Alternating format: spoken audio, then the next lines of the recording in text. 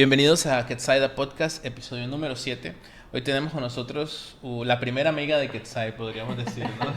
Sí. La primera persona fuera de nuestro círculo con quien hablamos de lo que queríamos que fuera Ketsai. Y con nosotros hoy está Adriana Maritza Angarita Cala, Correcto. quien es fundadora, CEO de Seneca Labs, ha sido rectora de universidades en Panamá y también presidenta de la Asociación de Universidades Privadas de Panamá. Y también parte de directiva de gremios empresariales y de asociaciones de interés público-privado.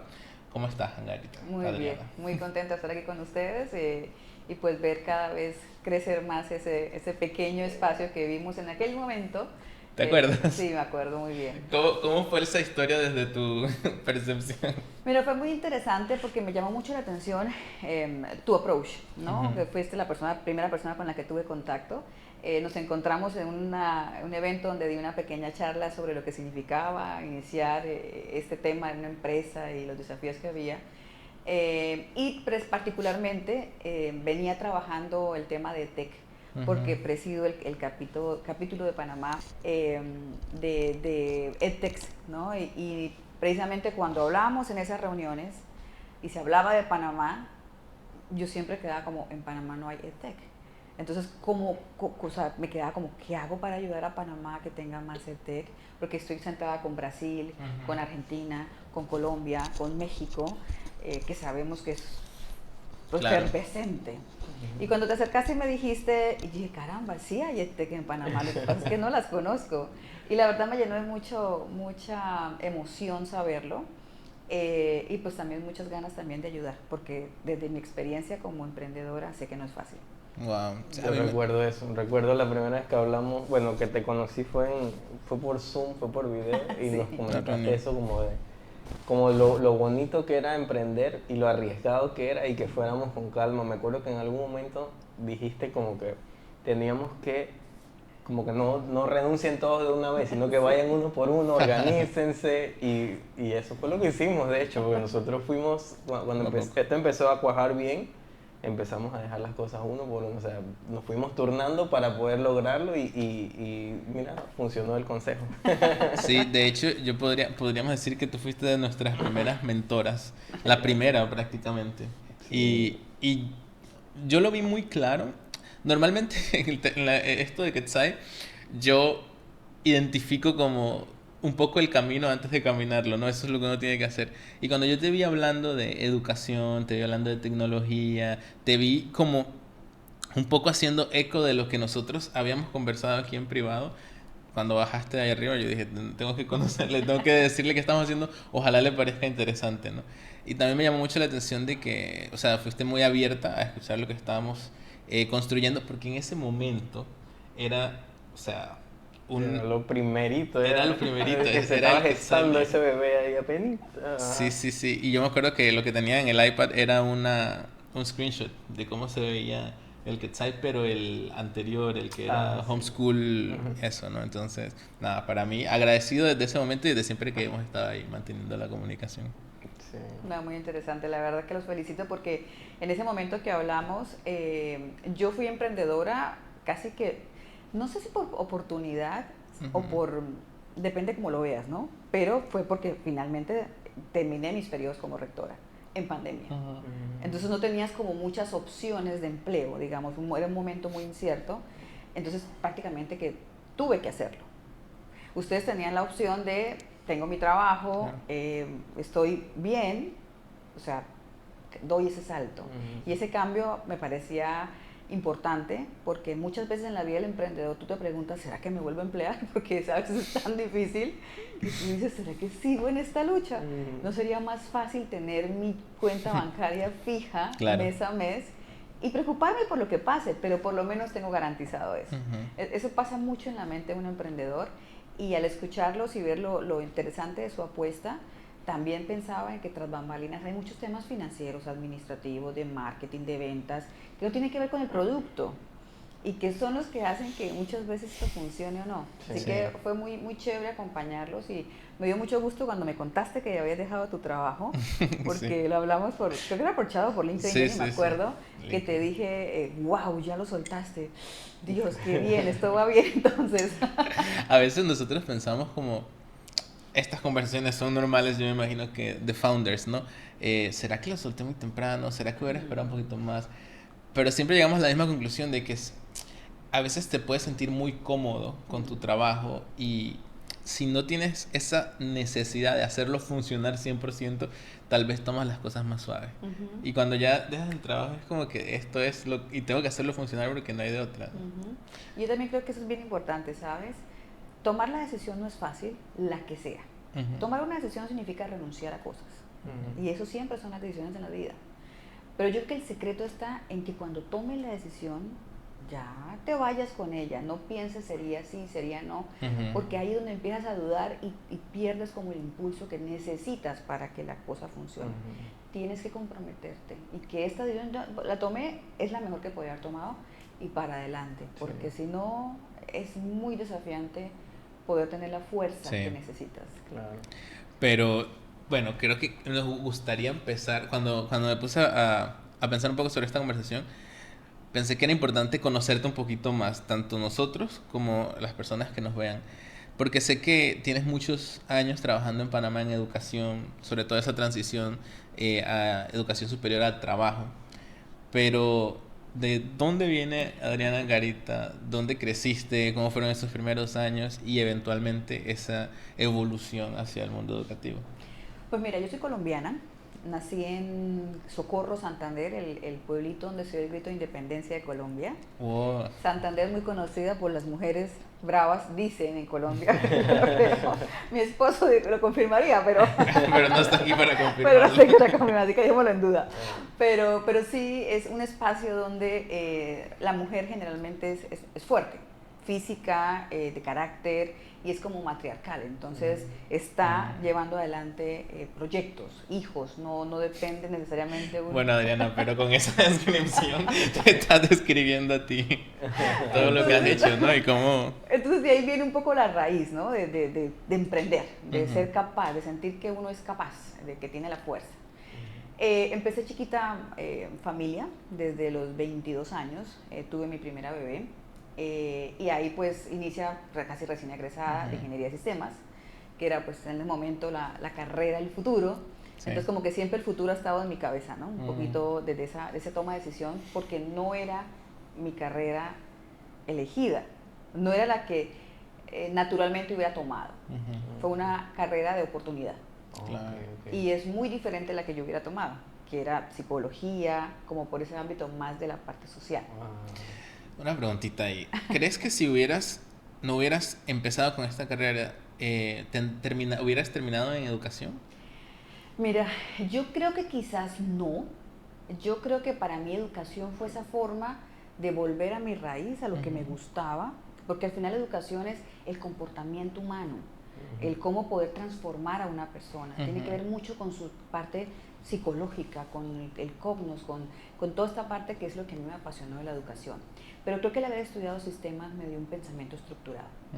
Y eso para mí ha sido mucho del éxito de mi vida, porque logro ver el problema, pero más la solución. Y yo creo que es uno de los desafíos que tiene la educación, puntualmente, para ir allí, porque nos quedamos estudiando el problema.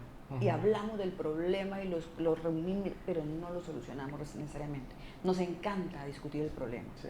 Entonces, creo que en educación tenemos que ir más rápido a la solución, ser mucho más efectivos. Y creo que eso me dio la carrera. Entonces, por eso soy muy pragmática y rompo muchos paradigmas que naturalmente tiene la educación. Entonces, digamos que creo que la elección fue buena y creo que al final uno también vuelve a su raíz. Y eso es lo que pasa con muchos profesionales, que tú los ves trabajando en cosas que no son de lo que estudiaron. Claro. Porque pasa mucho esto. Y ahí es un desafío en la toma de decisión en las carreras, que también me gusta mucho estudiarlo, cómo un chico toma una decisión tan joven sobre su vida y cómo nosotros en las universidades realmente los apoyamos a que sea una decisión correcta. Porque al final lo que tú necesitas es sentirte bien con lo que haces. Eso me recuerda, porque mi hijo tiene 17 años y ya él en ese momento está pensando que quiere estudiar y esto. Y le hablé de eso, pues como que sí la carrera universitaria sí te va a dar una base y de ahí tú puedes elegir dónde especializarte. Y entonces eso es lo interesante de cómo combinas esas dos cosas, ¿no? Voy a tener una base, como en tu caso, sistemas, voy a aprender a estructurar y ser pragmático en resolver un problema y ya de ahí le añado una capa extra de algo más y esa sería como eso es lo que le digo a él, sería la vertical que tú agarras. Por ejemplo, él me dice, me interesa mucho la psicología y me interesa mucho la moda. Y yo le digo, bueno, ¿por qué no estudias psicología y luego estudias moda? Y luego en algún momento hay una conexión, ¿sabes? Como que cómo influyo en el pensamiento dependiendo de lo que elijo para vestirme. ¿Sabes? Como que tener esa base es muy buena. A mí me parece que por eso también la ingeniería es muy importante porque en mi caso yo también estudié ingeniería de sistemas y recuerdo que yo pasé un año completo haciendo problemas de cálculo. La profesora en todo el año nos puso a hacer 500 problemas el primer semestre, 500 problemas. No había problemas en los libros para ese tiempo y nos tocó inventarnos los problemas para poder cumplir. Y de verdad que eso como que te abre algo de que tú puedes solucionar problemas. Y ya de ahí, al añadirle esa otra capa, en este caso fue educación, ya es como que te ayuda como a saber a dónde vas y tienes esa buena base. Entonces me gusta mucho cómo tienes eso similar, ¿no? Que sabes solucionar gracias a la ingeniería de sistemas. Inclusive le diría para tu hijo, ¿qué es lo que él finalmente quisiera hacer?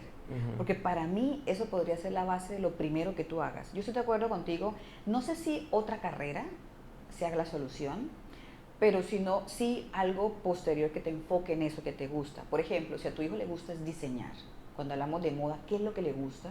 Si a él le gusta diseñar, yo diría primero toma diseño. ¿Qué tipo de diseño quieres? Y lo llevaría mucho más a esa base. Ahora que está toda esta discusión de inteligencia artificial, que tantos empleos van a desaparecer, que eso es como el coco, ¿no? En todo lo que viene y todo el mundo se asusta, pero nadie sabe cómo entrarle a eso. Yo creo que cogen todavía más fortaleza este concepto de que el pregrado es una carrera que tiene que ser base y no empezar a resolver pregrado en inteligencia artificial. No empezar a resolver algo, sino realmente dar toda la base de lo que tú quieres, sobre lo cual quieres elegir. Y en ese camino empezar a elegir después del pregrado, con un posgrado, con una especialidad, con una maestría, con un doctorado. Cada uno tiene un enfoque que lo hace más cerrado. El pregrado te abre la mirada así, luego en la especialización, la maestría y el doctorado. Entonces eliges hacia dónde te quieres ir. Y hoy día cobran mucha relevancia las formaciones cortas, las microcredenciales, el upskilling que llamamos, donde eso que ya sabes lo vas enfocando para empezar a investigar en otra área.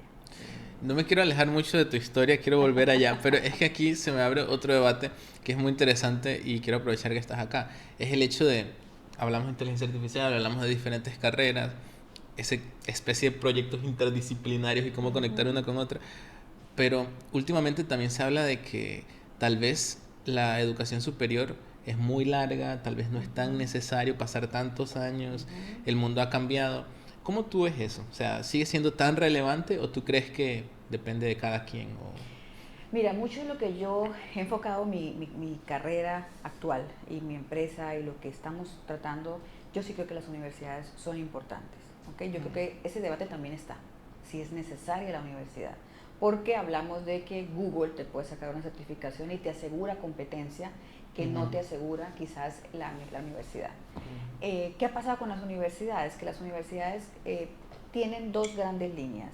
Para mí, una, que cuando tú hablas de la docencia, una gran línea tiene que ver con qué quiero ser, cómo transformo a esta persona, ¿no? O sea, hacia dónde la llevo.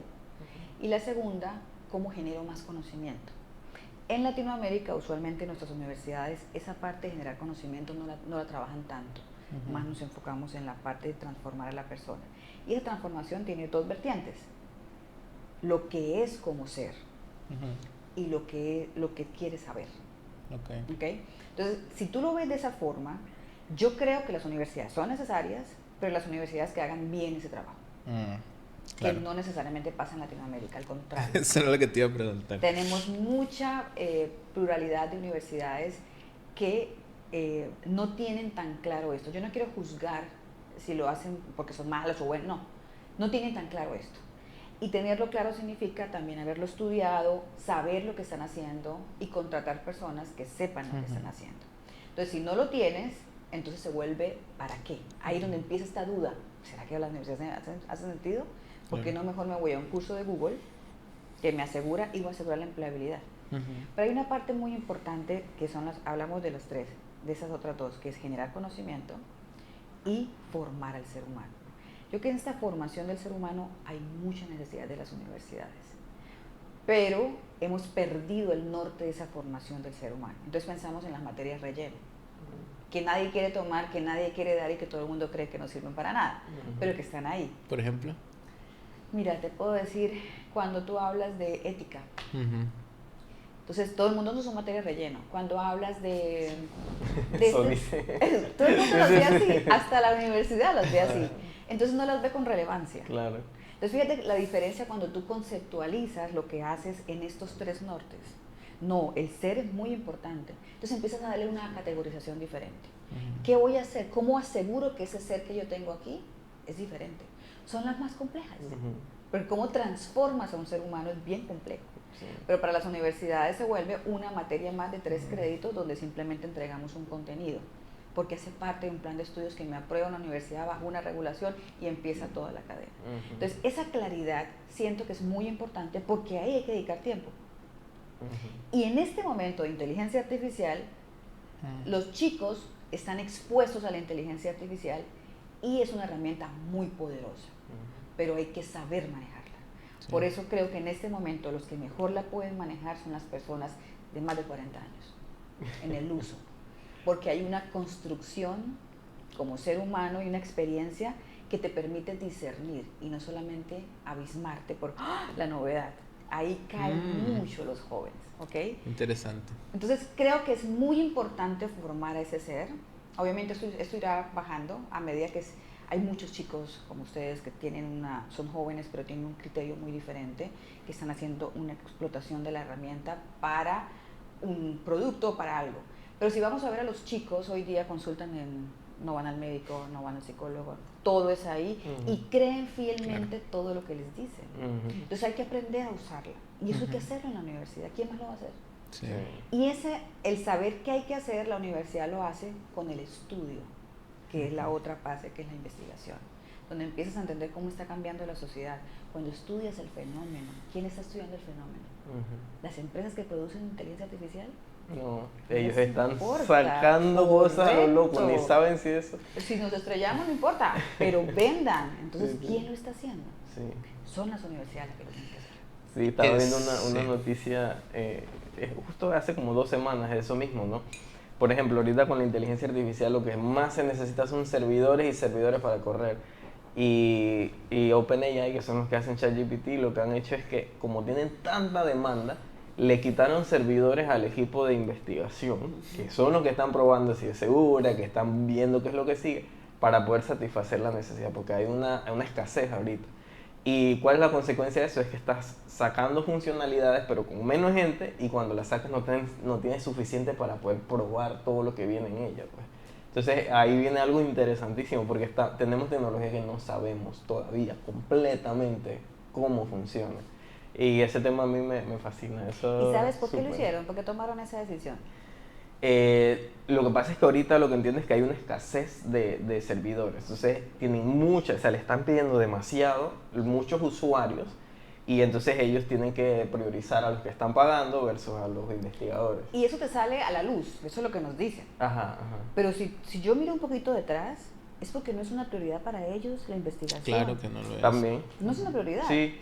Si fuera, cuando es mi prioridad, yo digo, ¿sabes qué? Esto no lo puedo soltar, busco otra forma de crecer a este lado. Pero es la forma más fácil porque no es prioridad. ¿Dónde es prioridad? En las universidades debería ser prioridad. Ahí no va a haber, cuando hay esa claridad de para dónde voy yo, ahí debería estar. De hecho, cuando tú comparas qué están haciendo los diferentes países a nivel de inteligencia artificial, o los diferentes, no diría países, como bloques, China la está usando a destajo, porque para ellos nunca ha sido prioridad los datos. Ellos son dueños de los datos, eso no se pregunta. Entonces, todos úsenla y allá todo el mundo está acostumbrado a que no es dueño de su información. Entonces, no hay ninguna limitante allá. Vas a Estados Unidos, las casas comercializadoras, les importa es vender. Y están en un punto donde se habla mucho de que están perdiendo la hegemonía, pero tienen que volverla a ganar. no les importa nada más que eso. Pero vas a Europa, y Europa, que es el continente más antiguo, sí sabe que esto va a tener consecuencias. Y que hay que estudiar primero cómo son las reglas de juego. Y es el único, no sé, parte de la ecuación que ha estado discutiendo y discutiendo cómo evitar que haya daño. Sí. ¿Y cómo estamos nosotros? Viéndolos a los tres. Correcto. Viendo ahí para darle, y que nos digan cómo caminamos, porque no vamos a caminar hasta que alguien nos diga, vaya por aquí. Entonces, esa es la realidad que tenemos. Sí. Y ahí es donde yo termino diciendo que las universidades de Latinoamérica tienen una gran oportunidad. Siempre que hay estos cambios, hay océanos azules.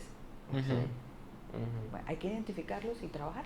De hecho, un poco por eso es que nosotros atacamos este nicho, ¿no? Porque sabemos que la pelea está por allá y se están olvidando de nosotros, entonces no somos un mercado muy pequeñito, etcétera, no tenemos todas nuestras particularidades y ahí fue que nosotros decidimos, aquí está la oportunidad, ¿no? Pero volviendo un poco a tu historia, entonces estudiaste ingeniería de sistemas, ingeniería de software, y empezaste a trabajar de ello. Sí, trabajé en una empresa de Bucaramanga que se enfocaba en desarrollo de páginas web. Trabajé en páginas web al principio, desarrollamos la intranet de una de las empresas estatales más importantes de Colombia, que es Ecopetrol, que es la del Estado de Petróleo. Allá trabajamos toda la intranet. Fue una experiencia muy bonita, pero pues la programación siempre te da ese pensamiento estructurado, esa secuencialidad, pero obviamente no era mi favorita. Me gustaba mucho el álgebra de chiquita, me encantaba hacer problemas. Yo en mis vacaciones estaba haciendo problemas de álgebra, pero es la lógica. ¿Tú también? Bueno, cálculo es diferente a álgebra. A leer. Álgebra es la lógica, a mí me encantaba la lógica. Y cómo, wow, sí. Y ahora que lo pienso, qué loca voy a hacer vacaciones, esas cosas. pero fue muy interesante toda esa parte técnica. Pero inmediatamente, yo creo que fueron 2 años, tal vez máximo, lo que trabajé en esto, e ingresé al campus virtual. La universidad donde estaba, la empresa donde trabajaba era una spin-off de una universidad en Colombia. Ellos crearon un campus virtual. Imagínate, estoy hablando hace 20 años, cuando apenas se hablaba de campus virtual, de educación virtual, no se hablaba mucho del tema. Hace 20 años es Windows XP. Imagínate, buen tiempo atrás.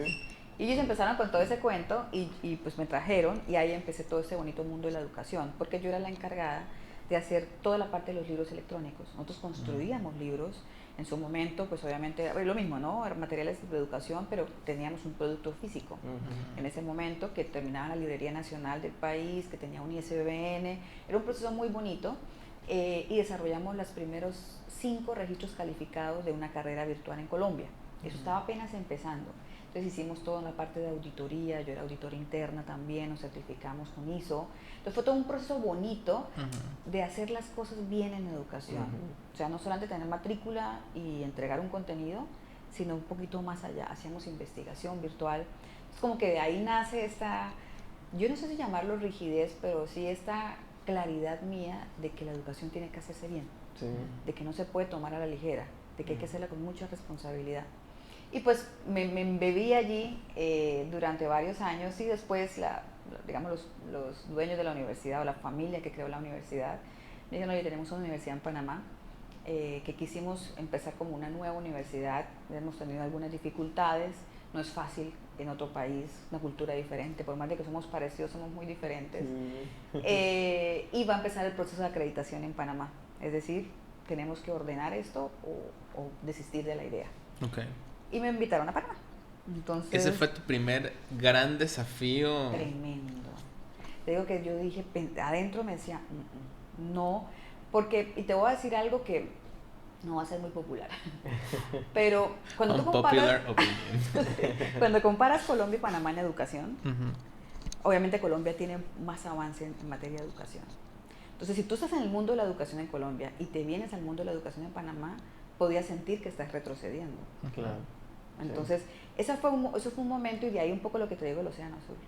Un momento de mi vida donde yo decía, caramba, ¿será que voy para atrás o voy para adelante?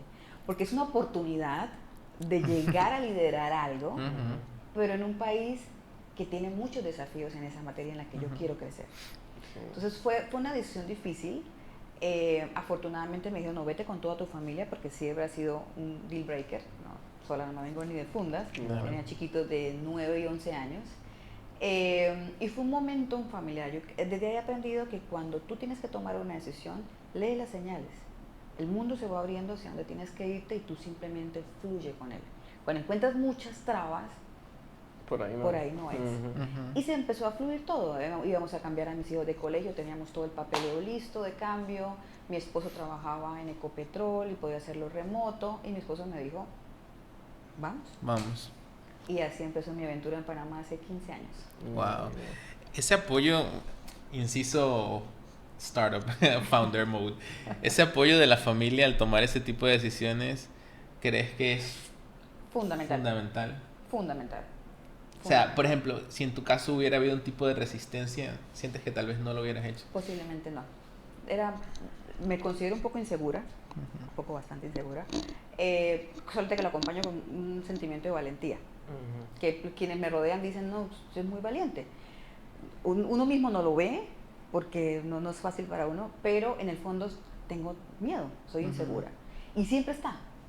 Pero cuando generalmente mi esposo, que me acompaña desde los 18 años, ha sido mi pareja toda la vida, es muy abierto al cambio. Entonces él es el que suele empujarme. Porque a él siempre ha creído en el cambio, él siempre cree que el cambio es bueno. No importa, el cambio es bueno. Cosa que soy yo muy diferente. Ahí se balancean las... Y ya cuando yo estoy metida, ya voy.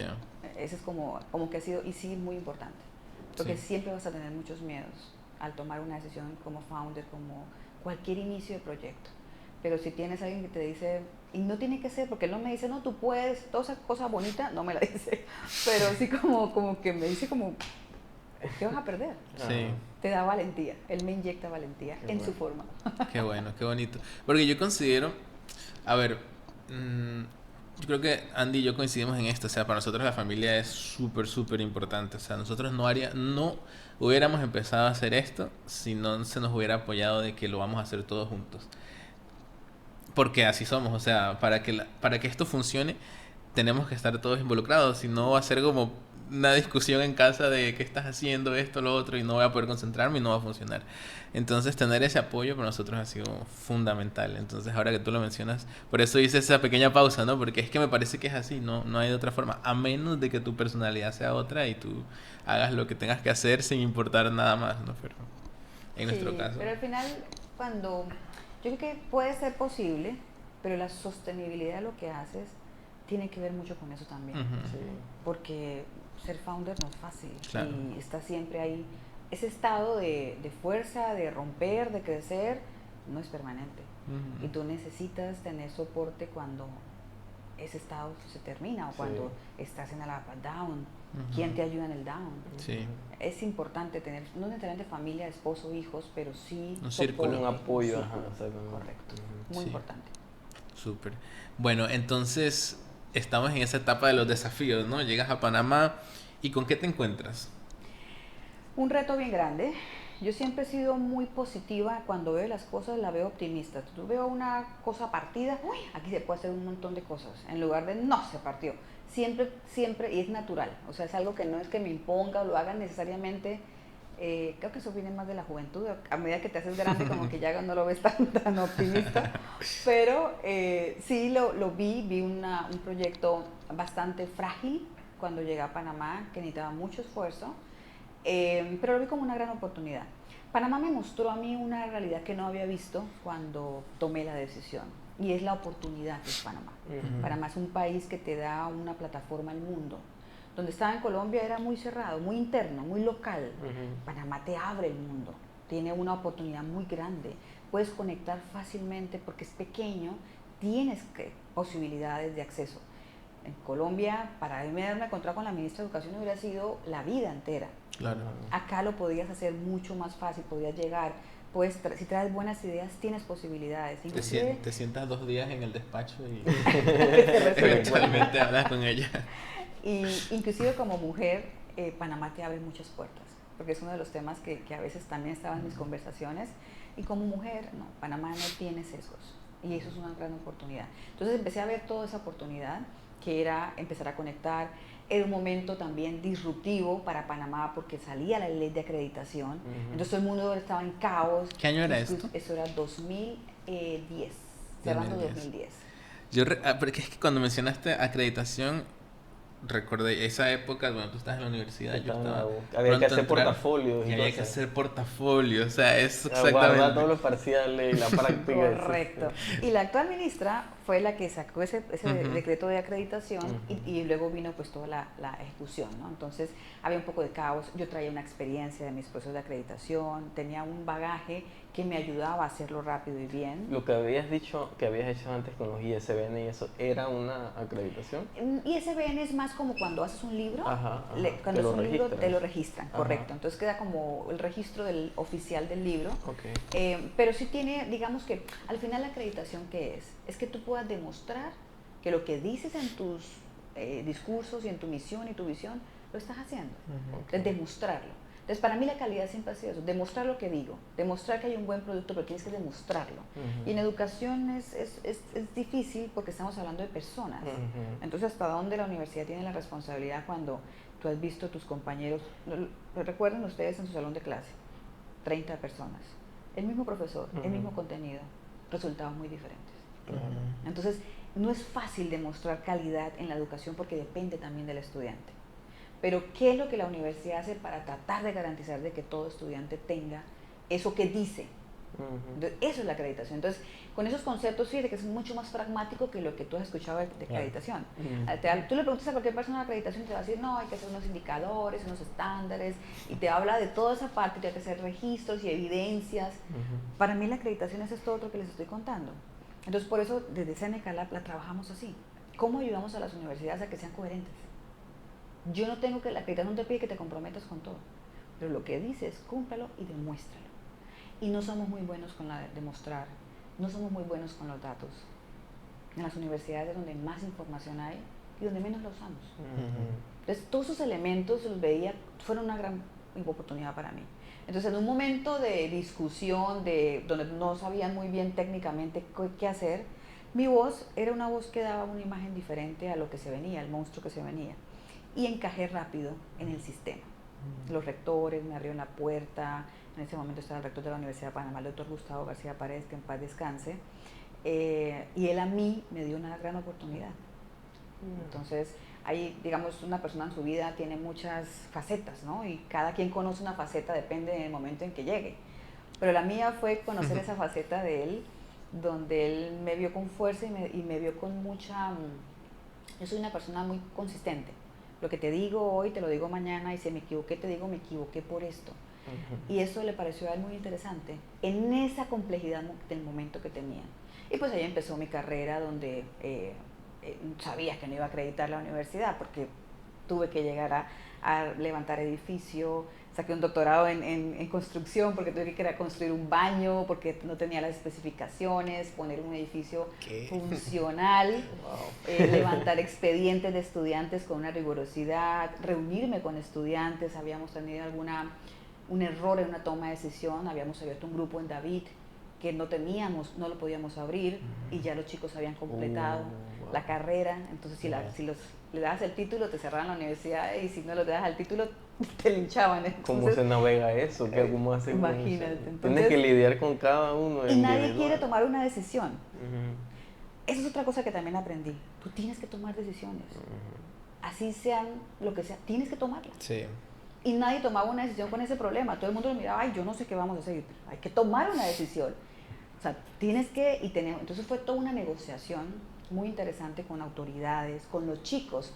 Tuve que llegar a Panamá con mi maleta de Colombia, mudarme con mis hijos, y al siguiente día tomar un avión a David para negociar con los muchachos. Porque yo sabía que yo no podía, así me cerraron la universidad, yo no podía dejarlos a ellos. ¿Y cómo se solucionó? Pues mira, tuve que, después de mucho tiempo de hablar con las autoridades, de que esto no solamente es culpa, hay algo muy particular también que vi, es de ser humano, pero es muy fuerte en Panamá, de puntear con el dedo quién tuvo la culpa. Buscar ¿sí? al culpable. Para en vez caerle. de buscar la solución. Correcto. Entonces, todo el mundo me apuntaba como universidad, y yo ni siquiera había estado acá, pero yo asumía la responsabilidad porque yo estaba al frente de la universidad, por decisiones que otros tomaron. Pero algo que les decía, bueno, ¿pero qué hacemos? Sí, culpable. ¿Qué hacemos? Entonces empecé a reunirme con cada una de las autoridades que no querían tomar una decisión, porque luego venía de pronto, ¿no? El látigo. Claro, es que Después, es complicado la estructura, ¿no? Y cómo es como una, no sé, una avalancha, ¿no? Le llega a esta, correcto. al otro y... Es toda una cadena Ujú, donde nadie quiere asumir la responsabilidad de tomar una decisión porque luego no escuchamos. Y pasa mucho por el tema de redes sociales. Ujú. Que lo que alguien dice de su opinión se vuelve una Se avalancha amplifica, horrible, sí. se vuelve un facto. que un hecho correcto que nadie valida. Entonces tienes que estar todo el tiempo demostrando tu inocencia. Entonces es complejo y yo lo entendí, pero había que solucionar. Entonces al final, documento tras documento tras documento, logramos que los chicos se pudieran graduar. Yo les di mi palabra a ellos cuando los visité que yo los iba a resolver porque no podía dejarlos sin graduarse. Ujú. Entonces esa era prioridad para mí. Y es ahí donde te digo, ¿cuál es tu prioridad cuando tomas decisiones? Yo podía hacer, no, mantener mi trabajo, que la universidad me mantuviera acá, que, ¿no? Y un poco quedar bien con las autoridades porque yo iba a seguir en la universidad, pero no, había que hacer algo correcto. Claro. Y es que también, bueno, no sé, me da la impresión de que esa oportunidad es como que se te da un precedente. Como tú respondas, así van a pensar que siempre vas a manejar las cosas, ¿no? Entonces también toca a veces ser firme y buscar una solución donde todos ganemos, pero que seas como honesta contigo mismo y con tus principios, ¿no? Correcto. Y eso marca mucho tu nombre. Al final, yo sé que ahora hablamos de legado y eso ya no existe. En estas generaciones ya el legado no existe, Ujú. como sí existía antes. Ujú, Pero yo sí creo en el legado. Y al final es tu nombre. ujú, No importa qué sea, dónde estés ahora, sigue siendo tú. claro. Y las decisiones que tomas en tu vida son las que te acompañan y cómo la gente te referencia. Entre más legado construyas, va a ser más difícil que un rumor te tumbe, Ujú. Ujú. porque más van a dudar. Porque Sí. no, yo no creo, pero yo no, Ah, ya no es así. ella no es así. Entonces empieza la duda y Ajá. por lo menos hay una posibilidad de validación. Claro. Entonces fue una época bonita, compleja, hasta no te puedo explicar, pero gracias a Dios después de 3 años la universidad se acreditó. Es decir, la primera vuelta yo sabía que no era, entré, recibí mis pares con el pecho bien parado, gente que venía de Colombia, de México, a evaluar una universidad que apenas estaba construyendo para acreditarla. Y tomé lo que me dio el feedback, tomé nota y en 2 años después de 1 año y medio de la visita nueva, logramos la acreditación. Entonces ahí fue una época de mucho aprendizaje, rápido, y quizás yo creo, ¿sabes? Porque también había muy poco recurso. Ujú. A medida, o sea, para los inversionistas era un riesgo muy grande. Todo dinero que entraba era casi muy posible que lo perdieran. Ujú. Entonces había mucho riesgo, muy poca certeza y por ende muy poco presupuesto. Y mucho que dar. Entonces le puse el pecho a eso y creo que esa experiencia me ayudó a ser mucho más creativa. Porque cuando no tienes recursos, tienes que ser creativo. Claro. Toca. Get Side the podcast. Bueno, ahí estamos todos los startups, sabemos eso. Pero entonces me enseñó mucho de la creatividad. O sea, sí se puede, solamente hay que encontrar la forma. Mucha resiliencia, Ujú. porque yo cerraba la universidad y la abría en la mañana. Oh, wow. Y eso es un desgaste físico y Sí. emocional. Los sábados atendíamos y yo estaba el sábado en la universidad. Por 3 años fue todo ese proceso. Pero también al final fue muy gratificante. Yo creo que cuando haces eso así, la recompensa es tan grande que es muy bonito cuando al final logramos la acreditación y los mismos inversionistas me dijeron, yo no creí que se fuera a acreditar. Nadie creía que la universidad se fuera a acreditar. Y eso te deja como algo muy bonito. Claro. Y no te das cuenta de cómo te transformaste como persona. Es que es muy tuyo, como ese logro, claro, el equipo y todo, pero tú estuviste ahí abriendo la universidad los sábados, ¿sabes? Como que, sí, Y es te muy cuento lindo. una anécdota que no creo que la haya contado nunca. Una vez estábamos en clase, teníamos clase principalmente nocturna, porque era muy enfocada en salud. De hecho, la universidad está haciendo un gran trabajo en salud en este momento en el país. Y tuvimos un pequeño percance con la factura de la luz. Y llegaron a cortarnos la luz. Ay, ay, ay. En medio de jornada de clase. Ay. No les puedo explicar lo que es, porque tú sabes lo que es que al estudiante le quiten la luz en un momento donde todo el mundo hablaba de que si no está acreditada no estudia allá. O sea, era terrible. Y tuve que bajar a hablar con el señor para pedirle cómo podríamos hacer para que no me la cortaran, que yo pagaba el recibo. Pero llegó a no haber luz en la institución. No alcancé a no haber luz. No, yo le dije a él, mire, lo sé, su trabajo, pero créame que yo no puedo permitir que mis estudiantes no estudien hoy. Y cuando tú hablas con esas banderas del deber ser, la gente te escucha. Y yo sé que ese hombre me hubiera cortado la luz porque es que ese es su trabajo y él no va a arriesgar su trabajo por esta señora, ¿quién es? Pero cuando él escuchó, los estudiantes no pueden, él dijo, tiene razón.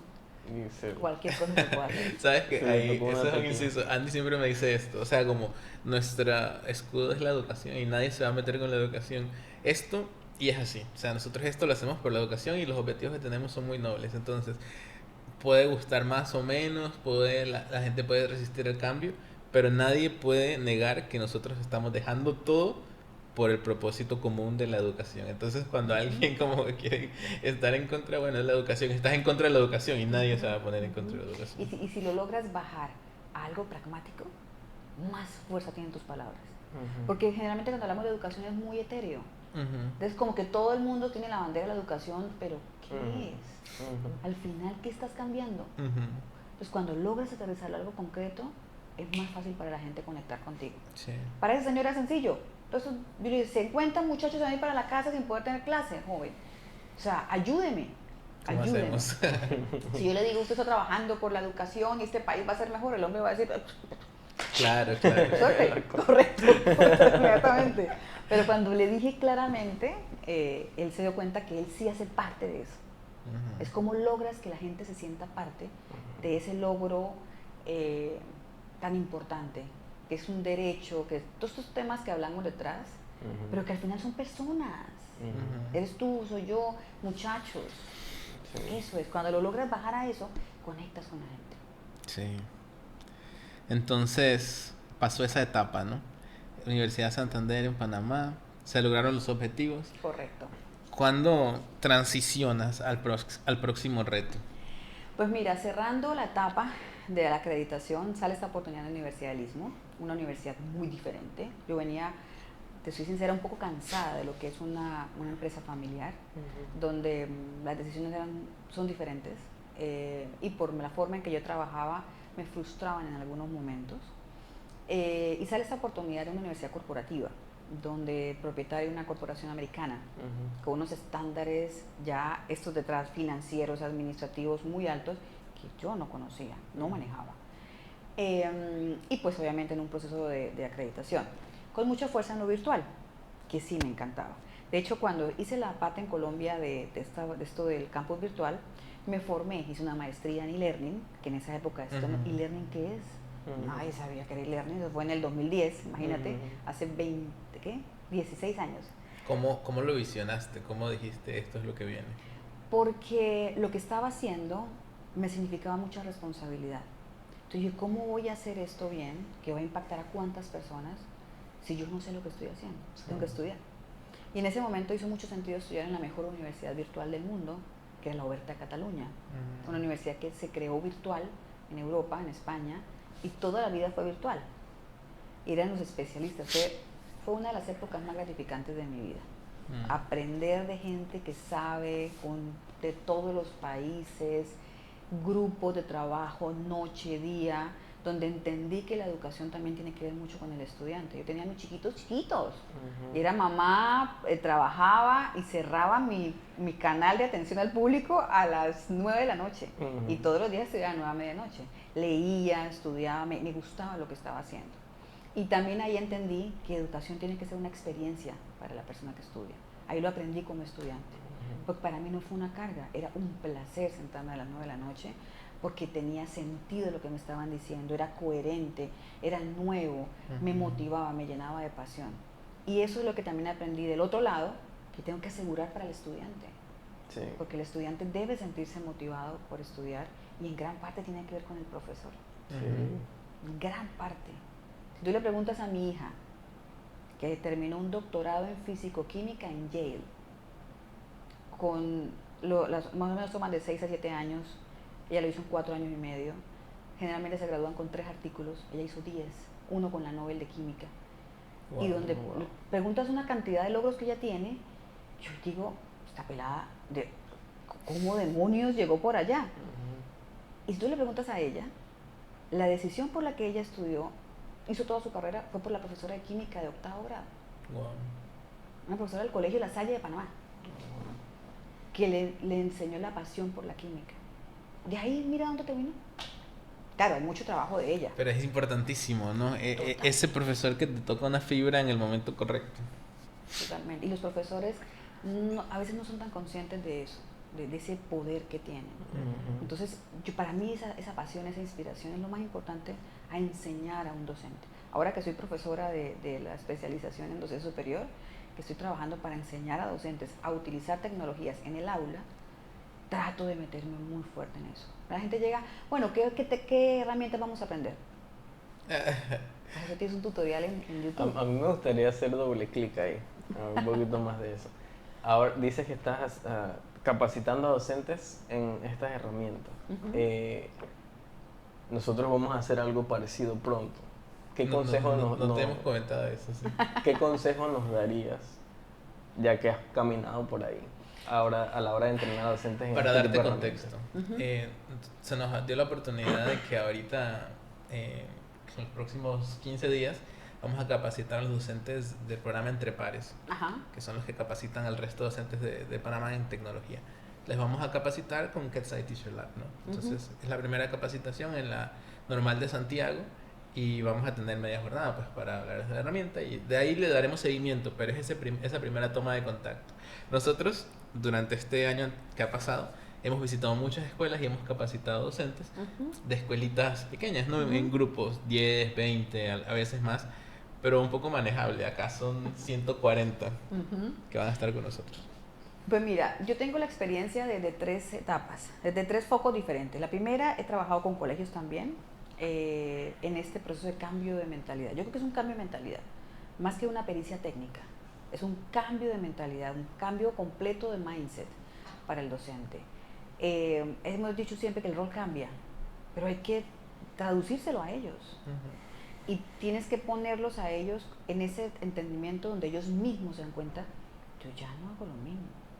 Y ese momento wow, donde ellos, yo ya no puedo seguir haciendo lo mismo, para mí es lo más importante. Luego viene lo técnico. De hecho, yo creo que ellos son capaces con lo técnico. Hay demasiadas herramientas en línea desde el punto de vista de tutoriales, Google, la misma inteligencia artificial. Te responde cualquier pregunta técnica que tú necesites saber para poder avanzar. Pero ese cambio de mindset, donde yo digo, ay, yo ya no tengo que enseñar así, ya no tengo que evaluar así, ahora estas herramientas el estudiante debería utilizarla para toda esa transformación y qué es lo que yo quiero como docente. ¿Por qué lo decimos a 1000 por hora? La IA nunca va a reemplazar al docente. Yo no estoy tan segura. Si seguimos haciendo lo que estamos haciendo hasta ahora, yo no estoy tan segura que no lo puedan reemplazar. Entonces, ahí está el verdadero asunto. ¿Cómo no ser reemplazable? Para mí ese es el foco de lo que tenemos que hacer ahorita. Lo vimos en el colegio, cuando trabajé con también era un grupo grande, un colegio maravilloso que tiene Panamá, que es el Colegio Brother, que me parece que tiene una visión bella y una directora extraordinaria. Donde querían entrar a este nuevo mundo. ¿Cómo hacemos para que el colegio se vuelva un ecosistema de innovación? Tiene que ser con los docentes. Sí. ¿Cómo hacer con ellos? Y todo el mundo esperando que me enseñaras herramientas. Bueno, ¿qué quieres? Geniali. ¿Para qué? ¿Qué vas a hacer con eso? ¿Poner lo mismo que haces en la clase en una parte digital? Claro. No, así ya no funciona. ¿Y qué tiene el colegio? El tema no es la herramienta. Mira, como rectora tuve tantos fracasos exitosos donde adquiría herramientas tecnológicas para mis profesores que nunca usaban y la plata se invertía. Los estudiantes les daba pereza y los profesores los que lo hicieron por compromiso, por obligación, pero nunca se aprovechó la herramienta. Nunca, por fin me llegó esto, mira que lo voy a utilizar. Nunca vi eso. Entonces yo ya fracasé exitosamente. Entonces, quiero que las instituciones no les pase lo mismo. Y es con la gente, cómo la gente ve la tecnología. Tuve muchos aprendizajes en el Brother en eso. Ellos esperaban, y bueno, ¿qué herramientas tienen ya? No, Copilot, porque tenemos Office 365 gratis. Bueno, vamos a usar Copilot. Hay que usar lo que se tiene. Correcto. Pero el análisis de qué es lo que tú quieres lograr en tu clase. Porque ya no es entregar contenido. Ya no es eso. Es generar una competencia asegurable. hay un montón, tú miras los currículums y te piden un montón de cosas que no se logran. Cuando tú tienes muchas cosas que hacer y un tiempo limitado, va a ser muy difícil que las cumplas. ¿Qué es lo no negociable que tiene que pasar? Comprométete con algo. Para lo que sigue, para lo que viene, para el perfil, para lo que se necesita, ¿para qué? Exacto. Y ahí decide cómo lo aseguras, cómo captas la atención del estudiante, cómo haces que él sea parte de... La tecnología te ayuda con eso. Pero todo esto tiene que ser antes de eso. Si no, van a aprender una herramienta, clic, clic, clic, y se van a quedar con esa herramienta. Luego la descontinúan y quedan otra vez. O porque está muy volátil el mundo de la tecnología. Sí. Entonces, esa fue la experiencia con el BRADE, pero fue muy parecida a la que hemos tenido con transformación digital. Nosotros trabajamos con universidades en todo el proceso de que significa cambiar sus LMS y no volverlo como una plataforma diferente. Ay, pasé de Moodle a Canvas. O ay, pasé... Simplemente se opera diferente. No, pasas a una gestión basada en datos. Y eso significa un cambio completo en lo que tú haces y en lo que hacen los equipos de la universidad. Entonces la gente de administración de plataforma ya no se encarga de hacer cursitos de cómo... No, tú tienes que escuchar al docente para ver qué quiere empezar a explorar y empieza a hacer prototipos con herramientas en la universidad. Entonces es un cambio de paradigma. ¿Y cómo toman decisiones los líderes? Señor rector, usted ya no puede hacer eso. Usted tiene que ahora hacer esto. Todo ese proceso de cambio es muy bonito. Y hay una resistencia muy grande de todos. Porque nadie quiere pensar. Que logra romper esa resistencia. Porque, a ver, nosotros, trayéndolo a nuestra propia experiencia, siempre pensamos que la resistencia iba a ser más grande de lo que realmente está haciendo. O sea, honestamente nosotros vemos como que el recibimiento ha sido más abierto de lo que esperábamos. Pero aún así a veces hay resistencia. ¿Cómo uno logra romper esa resistencia? Según nosotros es destacando los beneficios de la implementación de la tecnología, pero no sé si hay algún otro truquito. Sí, tienes un buen punto. Rompe la resistencia cuando le dicen, mira, que generalmente la pregunta que hago cuando arranco una sesión es, ¿qué es lo que menos les gusta a ustedes? Y te vas a dar cuenta que son las mismas tareas que se pueden automatizar. Entonces no sigas haciendo eso. Y vamos a enfocarnos en eso, pero significa que hay una transacción de tiempo. Aprende a usar eso, pero enfócate en esto, que es asegurar al estudiante. Lo que está brindando esta oportunidad es que tú puedas acercarte más a las personas. Antes no había tiempo. El profesor trabaja 8 horas, entonces 8 horas y tiene que presentar, hacer portafolio, tiene que preparar clase, tiene que calificar, y ahí se van las 8 y dar clase. Ahí ya se fueron. No tengo tiempo para saber si Pepito lo entendió, si a Juan le gustó, no tengo tiempo. Son 30, 35 estudiantes. Claro. ¿Qué es lo que te gusta a ti? ¿Por qué estás acá? Recuperar el sentido de por qué estoy acá y dárselo, porque la mayoría te va a decir, no, es que a mí me gusta estar con los chicos, me gusta enseñar, me gusta ayudarles, me gusta que sean mejores personas. Ah, bueno, vámonos para allá. Entonces, esto que no te gusta, se puede ahora hacer así, que es mucho lo que pasaba con el primer prototipo que yo vi de ustedes, donde le quitabas un montón de tiempo que el profesor no le gusta, que realmente, si me preguntas a mí, otro comentario no popular, no sirve para nada. O sea, eso es un requisito. Y nos enfocamos en el requisito, pero los chicos siguen saliendo mal. Sí. Entonces, ¿y ahí quién está haciendo algo? Sí. Cuando hago el proceso de cambio que te digo y con los profesores me reúno para hacer las capacitaciones, todos esperan que yo les enseñe a hacer clic aquí y a subir acá y a hacer acá. Yo no vengo a eso, ustedes no me invitan para eso. Te sale más barato un tutorial de YouTube que tiene más preparada. Yo vengo a transformar lo que ustedes hacen y a generar ese momento wow, donde ellos digan, ay, sí, no, ya me toca por este lado. Y cuestiono. Una de las preguntas que siempre les hago, porque llegas a la clase con los profesores y hacen lo que tanto critican de los estudiantes, todos hablando, nadie presta atención, en el celular, en el computador, ¿no? Eso es muy gracioso. Y uno tiene que hacer lo que ellos normalmente hacen. Correcto. Y yo les digo eso. Niños, ¿se acuerdan cuando ustedes estaban acá? No hagan lo que no les gusta que yo haga. Siempre se lo digo, pero que sí, carajo, sí. Porque aterrizar ahí cuesta. Y yo les pregunto, al que veo más charladorcito por ahí, ¿no? Que está tomando todo como un chiste, cuéntame qué estás haciendo para cambiar lo que se están quejando toda la sociedad de que va a pasar después de pandemia. ¿Tú qué estás haciendo? Porque no, que la institución, que es el currículum, que es la ministra, va por allá cosas que no tengo control. Exactamente. ¿Tú qué estás haciendo? ni lo han pensado. No, eso es lo que hay que hacer. Hay que Claro. pensar qué es lo que yo quiero cambiar, cuál es la nueva herramienta que hay que hacer. Hay que ser curioso. Y uno de los temas que me parece a mí más importante es que eso es lo que tenemos que enseñar. Los chicos tienen que ser curiosos, tienen que aprender a discernir. Todo esto que hablamos de habilidades blandas. Pero ¿cómo lo enseñamos si el que enseña no sabe eso? Claro. Tú tienes que generar en el cuerpo docente. Hay que enseñarlos a que sean curiosos, que no tengan miedo a equivocarse. Para mí eso es lo más importante de una capacitación docente. Porque les hemos enseñado que los docentes son los que saben. Y cuando tú eres el que sabe, no te puedes equivocar. Y esta etapa del mundo es try and error.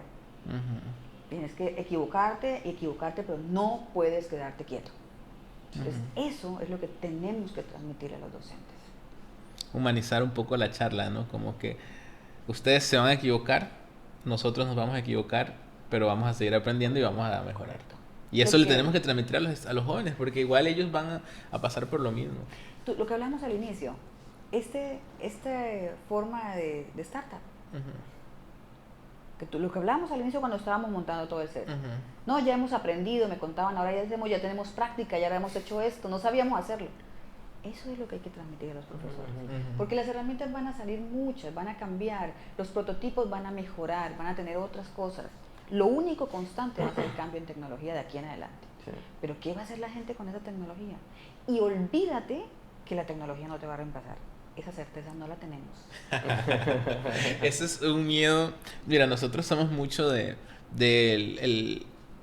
creo que la frase nuestra es como que el profesor es muy importante y la tecnología no lo puede reemplazar. Pero lo que tú dices es cierto. Y esto es como un cliché que a nosotros se nos ha repetido mucho desde que salió la inteligencia artificial. Como que la IA va a reemplazar a el rellena el espacio que no sepa utilizar inteligencia artificial. Y eso también es para los profesores, porque si yo no me pongo, o sea, un profesor equipado con inteligencia artificial va a ser mucho mejor profesor, ¿no?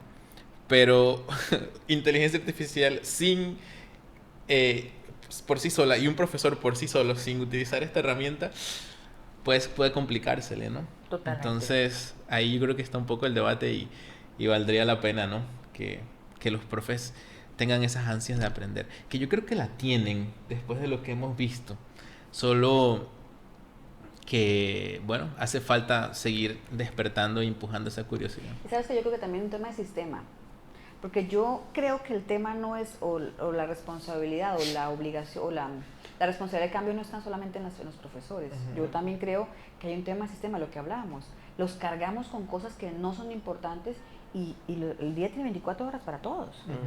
Y estar frente a un salón de clase desgasta muchísimo. Sí. Emocionalmente sales drenado. Entonces, ¿qué queremos que pase como sistema? Entonces hay que liberarlo de esas cargas, hay que enfocarlos, hay que medirlos sobre lo que queremos que pase. Y ahí es un cambio de sistema que tenemos que hacer, todos. ¿Para qué? ¿Cómo medimos el resultado? Panamá es uno de los únicos países que no tiene pruebas. Mira Costa Rica, mira Colombia. Colombia tú salías del colegio y prueba. ¿Y qué es lo que mide la prueba? La efectividad del colegio. Aquí no tenemos eso. ¿Cómo tomamos decisiones como papás?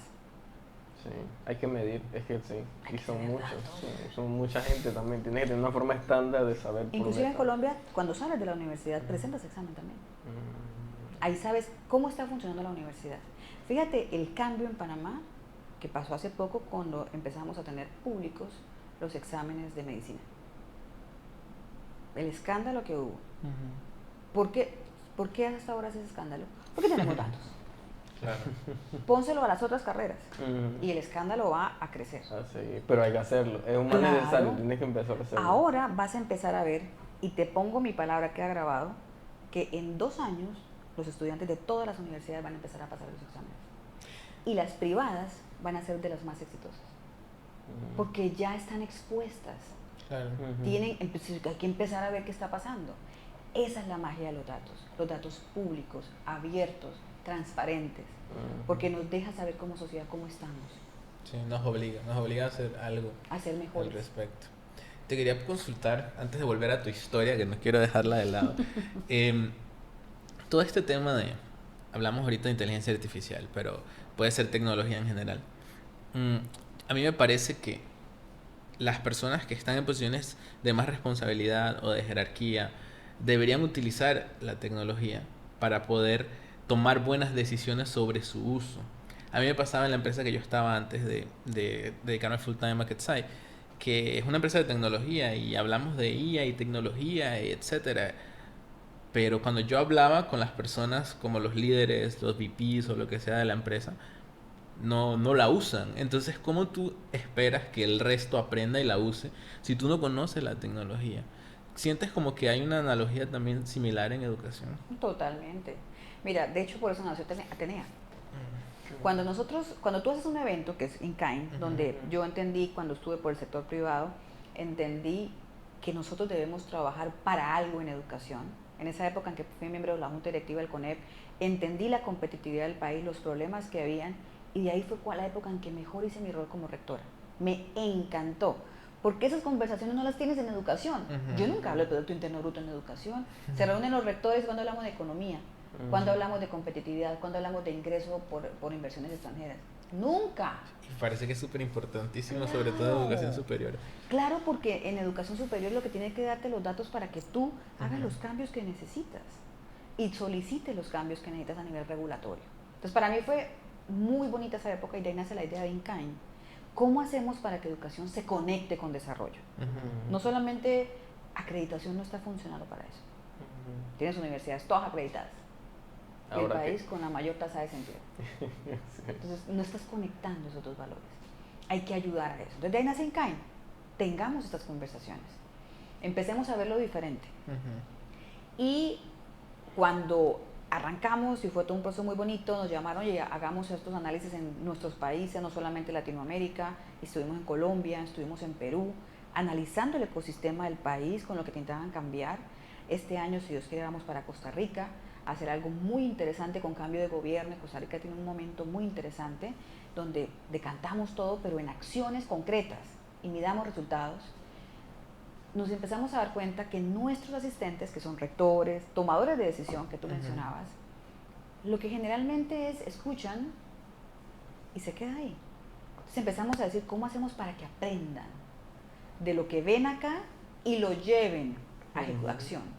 Que es el desafío más grande en la educación. ¿Cómo lo llevamos a acción? Rápido.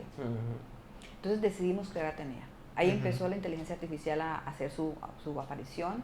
Ya hace 1 año y medio, pues obviamente ya no suena como muy innovador, pero hace 1 año y medio lo era. Creamos, ¿cómo hacemos para que empiecen a interactuar con la inteligencia? Los que toman decisiones en educación. Porque el de tecnología seguro lo hace. Uno que otro de decano, maybe. Pero, ¿cómo vas a tomar si no conoces de lo que es exactamente lo que me estás diciendo? Y lo que hacen los tomadores de decisiones en educación cuando van a una conferencia que les llama la atención es tomar una foto a un slide o pedir la PPT, que nunca vuelven a ver, que porque queda pasaba, ¿no? celular.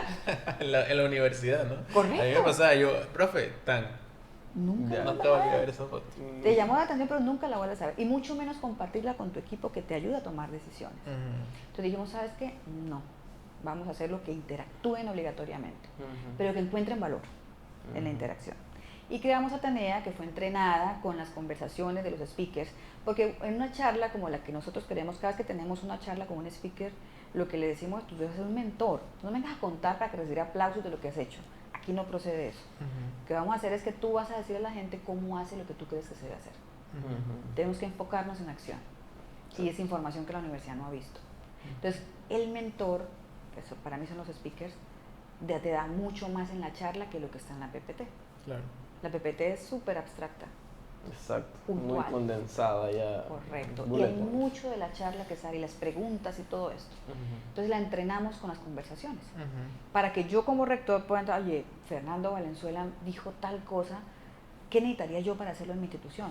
Tienes que mirar tu presupuesto, mira, este es mi presupuesto, ¿cómo podemos trabajarlo?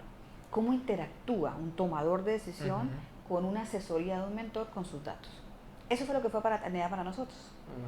Y lo hicimos 100% español, porque sabemos nuestro evento es 100% español, porque la gente no va a cambiar su mindset en otro idioma, que no sea natural. Y arrancó Atenea, y lo gracioso es que Atenea lleva 3 eventos encima, ¿no? Y cada vez va aprendiendo más. Pero recibía yo directamente mensajes de los rectores pidiendo la PPT. Es que me gustó la PPT tal. Y yo, listo, habla con Atenea. Pregúntale por ese speaker, pregúntale cuáles fueron sus primeros insights, pídele, ella tiene las PPTs, tiene todo el transcript de lo que él dijo, sus reflexiones. Habla con Atenea. No, dame la PPT, pero interactúa. Cuesta. Y tuvimos que cerrar la puerta, Sí. a pesar de que se molestaron varios Wow. por no haberles entregado la PPT, pero teníamos que llevarlos aquí. Y hoy día están súper contentos con Atenea. Atenea tiene de hecho una posibilidad muy grande de crecer, debe crecer con la tecnología, pero está inspirada en el para qué. Claro. No, qué bueno. Poca Mira que gracia. eso es muy interesante. Obviamente nosotros nacemos en la era AI, pero mucha de la metodología de trabajo nuestra es así.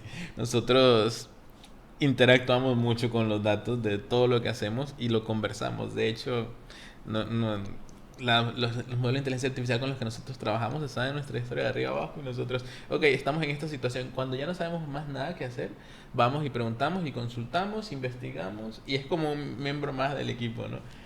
Y Sí. por eso creo que nos ayuda como a movernos muy rápido, pero en todo, o sea, desde finanzas hasta desarrollo, pasando por cómo romper las estructuras jerárquicas de educación, etcétera, ¿no? Entonces, es el futuro y hay que embrace Claro. eso, porque si no... Y dime si tú como emprendedor, que es una de las cosas que yo hago como Seneca, ¿tú contratarías a alguien para ese rol cuando tienes a un asesor de ese tipo? Claro. Claro.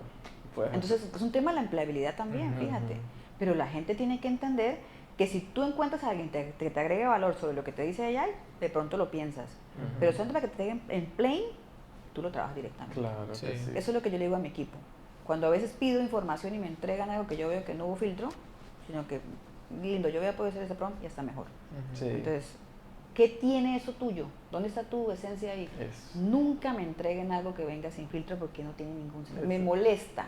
Eso es porque nuestra metodología, hablando un poquito más de eso, es exactamente eso. Es que nosotros siempre pensamos, le digo, vamos a utilizar la inteligencia artesanal primero. Vamos a pensar, vamos a darle este problema y vamos a rumiarlo entre los tres hasta donde dé el cerebro. Y cuando ya llegamos que no podemos más, entonces preguntamos a la IA, oye, me quedé aquí.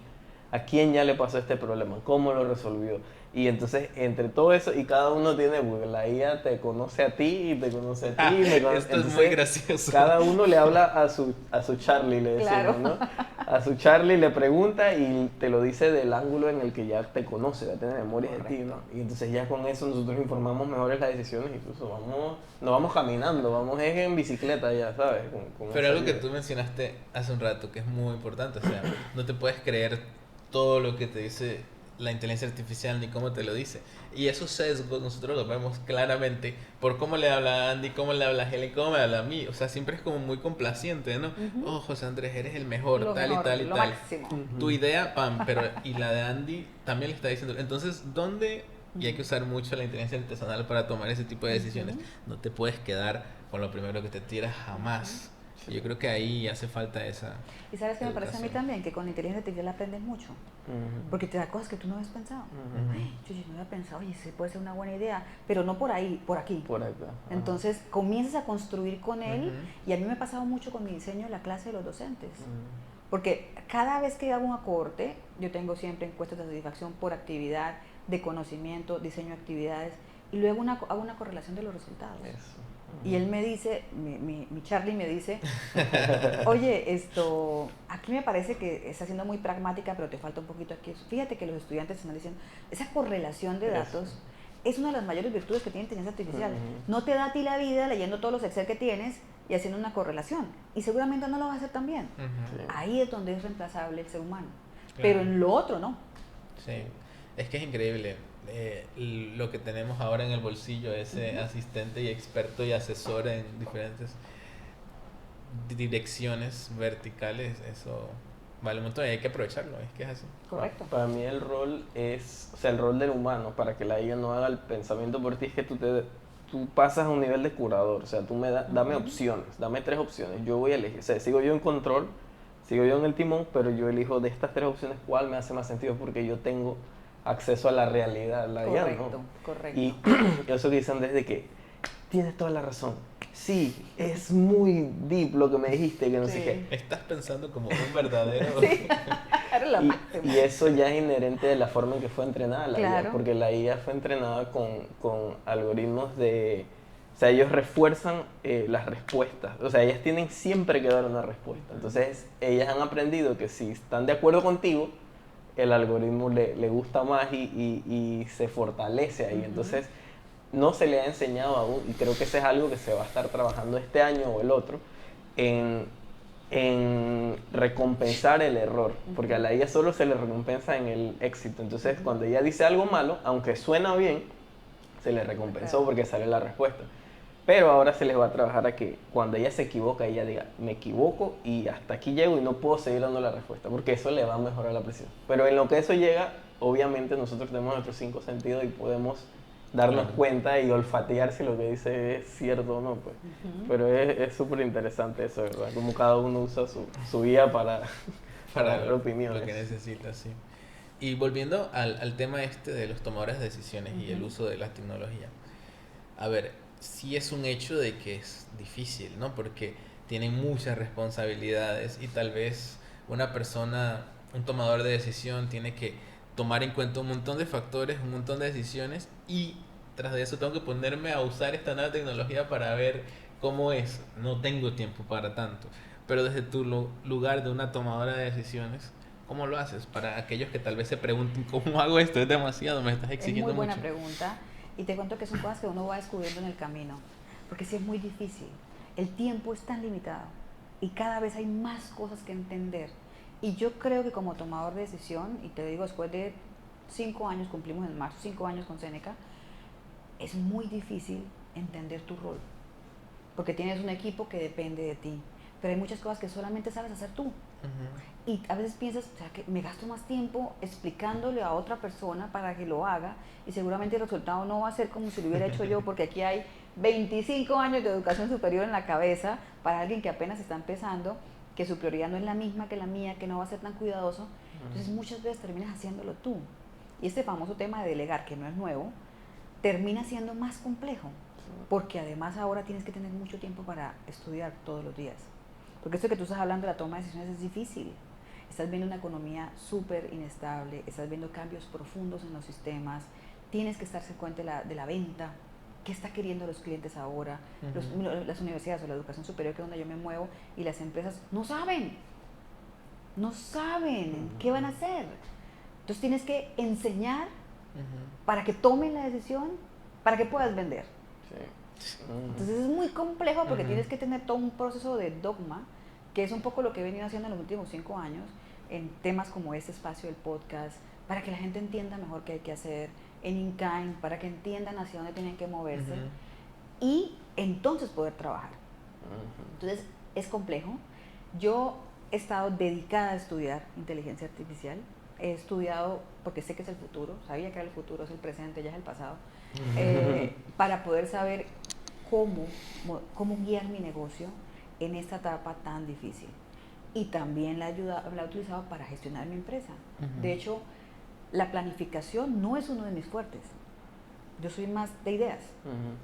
Pero cuando tú eres de ideas, a veces concretar, esta planificación es tu lado del cerebro que menos de pronto tienes desarrollado. Y me ha apoyado en eso para poder hacer una buena planificación con mi equipo. ¿Cómo logro que mi equipo sea exitoso? ¿Cómo tengo indicadores claros de resultado para que ellos puedan ser autónomos? ¿Cómo como empresaria suelto un poco el micromanagement, pero qué tengo que darles para que puedan ser exitosos? Porque quiero que sean exitosos, no solamente por el negocio, por personas. Y yo creo que yo estudié el año pasado, de hace 2 años, coaching ontológico, donde empecé a entender más al ser humano. Y creo que es uno de los puntos más fuertes que tengo ahora. Porque en este mundo de tecnología cobra principal relevancia el ser humano. Pero hay que entender qué significa eso. Sí. Porque, sí, ¿qué? Es que no lo aterrizamos, ¿qué? Sí. Y ahí empecé a entender que dependo de mi equipo, dependo de mis clientes, dependo de mis proveedores, dependo de todos ellos para poder avanzar. ¿Y qué son ellos? Seres humanos. Claro. Todos con necesidades, prioridades, oportunidades diferentes. Entonces me he dedicado a aprender a escuchar Y eso es lo que es el coaching ontológico. Cómo escuchas, yo era una persona que iba muy enfocada, con mucho trabajo, entonces te vuelves muy target oriented y a veces pierdes la capacidad de escuchar. Claro. Porque tienes tan claro para dónde vas que te tienes que mover. Aprendí en mi formación que no es lo que un líder necesita hoy en día. Hoy necesito construir todos los días, y that's what it is. O sea, no es si es bueno o es malo, es lo que es. Entonces, para eso necesito escuchar, ver, analizar y andar. Entonces, en eso distribuir tu tiempo. Yo sé que no he dicho nada, pero es que es Yo creo que lo entiendo y creo que tiene que ver con lo que decíamos al principio, ¿no? En esto que hablamos de capacitar a los docentes, es destacarles el valor. O sea, tienes que, vas a usar esta herramienta o vas a entender a utilizar la tecnología porque te va a permitir, no sé, tener más tiempo libre o ser mejor o enseñar mejor. Entonces cuando le destacas o cuando estos líderes entienden el valor que te da saber de estas tecnologías, es que es o lo aprendes y estás en el no sé cuánto por ciento, en el top 10% de los que lo utilizan, o desapareces tú y tu empresa y todos tus sueños. Entonces es como que tienes que hacerlo y cuando algo tienes que hacerlo, le buscas el espacio en que tu agenda ¿y el está para muy qué? ocupada. Porque mira que un ejemplo puntual que no es tan técnico. Cuando estás ahorita tienes a la mano, tienes OpenAI, tienes Gemini, tienes Cloud, tienes Perplexity. Son 4. Yo no creo en estudiar cada una por aparte para ver cuál uso. No tomo una decisión, porque son similares. Sí, esta tiene más, esta tiene menos, comparativos donde tú quieras. Escoge una y vete con ella. Puede ser con cuál tienes acceso, de pronto que haya una licencia pro fácil de conseguir en comparación con las otras, con un tema de gasto, un tema de presupuesto o un tema de foco hacia dónde quieres ir. Algunas tienen mayor, pero todos los días van cambiando. Sí. Al principio OpenAI era la tapa, luego apareció Gemini con cosas interesantes, con conexiones, con enlaces con otros proveedores que te dan otro tipo de cosas. Luego aparece Perplexity mucho más profunda, con muchos más temas. Luego aparece Cloud, mucho más académica. Entonces, ¿para qué te tiene que dar esa respuesta? Porque al final todas van a seguir creciendo en diferentes frentes, pero escoge una, especialízate en ella y enfócate en lo que tú necesitas, porque a veces nos quedamos en la decisión, en la técnico, pero ¿para qué? Es lo que debería moverte al final. Y entiende bien qué es lo que le vas a pedir. Para mí una de las sugerencias que en mi antigua empresa, ¿no? que les comenté, pero es difícil cuando tienes tantas estructuras y tanta gente y es como difícil hacer los cambios. Pero yo pienso que en las empresas de tecnología, sobre todo en esta, debe haber por equipo alguien de tu equipo que sea su rol es como el SME. Ajá, exacto, pero de la IA. Él tiene que entender todo lo que tú me estás diciendo, que es ChatGPT, que es Perplexity, que es no sé qué, y ahorita qué están haciendo cada uno. Y eso, entonces, ya tú como tomador de decisión de tu equipo no tienes que conocer todos los detalles y pasar todas las horas de investigación, pero esa persona te puede decir y tú siempre vas a estar al tanto, ¿no? Entonces, cuando llegan oportunidades de automatizar ciertas cosas en tu equipo de trabajo, ya sabes cómo hacerlo mejor. Entonces, es como ya no es como lo que estoy diciendo, ya no es el futuro, es el ahora. Entonces tenemos que hacer estas cosas porque si no, nos vamos a quedar atrás. De acuerdo. Inclusive, por ejemplo, lo que yo hago con mi equipo, que somos muy chiquitos, que no tenemos tantos recursos y que tienes que ser creativo, es que voy eligiendo qué herramienta, por ejemplo, ¿no? Y lo que te digo, mucho tema del presupuesto. ¿Cómo puedo tener acceso a una licencia pro? Es diferente a una licencia gratuita. Claro. Entonces, bueno, tuve acceso a una licencia Perplexity Pro sin costo, por una oportunidad que tuve en YouTube. Luego pago OpenAI.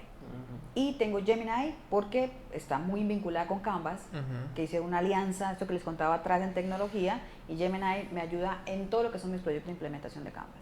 Sabe más que cualquier otra de Canvas. Entonces, a cada persona de mi equipo le voy diciendo, que es un poco lo que tú dices, cómo tomo decisiones. Bueno, tú eres el de marketing. Chiquito, necesitas una licencia pro porque tú necesitas poder tener un agente que te ayude a crear lo que estás diciendo de nosotros. Para mí la comunicación es sumamente importante. Entonces, a él, toma tu licencia Perplexity Pro. Vete con ella, cuéntame cómo te va con ella. Al de producto, vete con Gemini. Te toca porque Canvas está muy ligado, entonces vete con ella. Yo tengo la licencia de OpenAI, pero navego en los tres. Y siempre en las sesiones, hacemos siempre en daily, donde vamos, bueno, al día, cómo vamos, y semana, cómo va. Cerramos semana, cómo nos fue, qué piensas tú de Perplexity, qué te pasó, cómo te fue.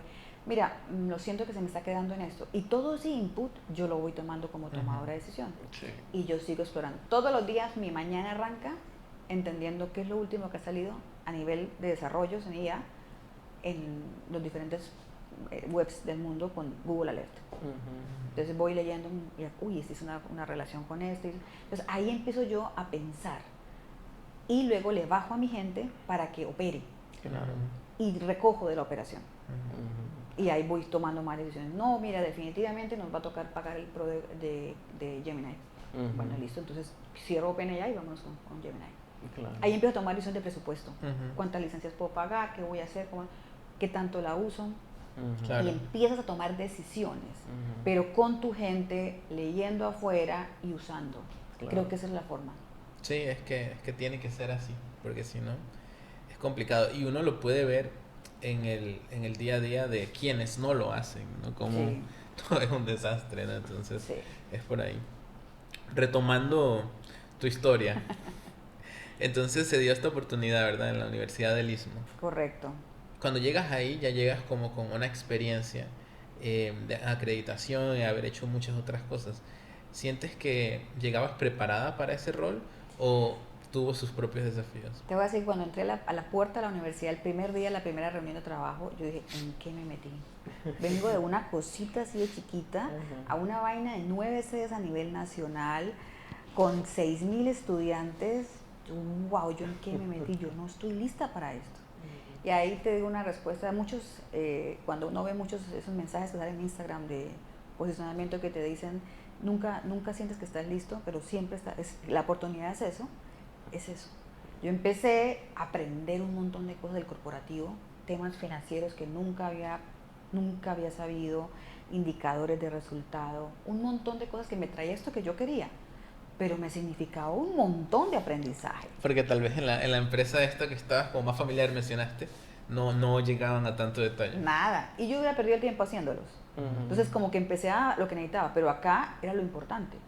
Y me di cuenta cómo bajar y operarlo. Fue una experiencia muy bonita, más con una corporación americana grande, interesante, donde estaban universidades de diferentes países, tenías oportunidad de hablar con rectores de diferentes países, veías, y además la corporación te traía proyectos para tu universidad que yo siempre tomaba.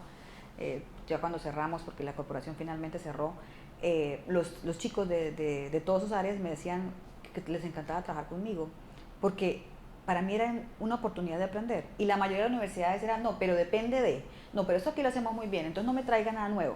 En cambio yo era, tráeme todo, ¿qué hay que hacer?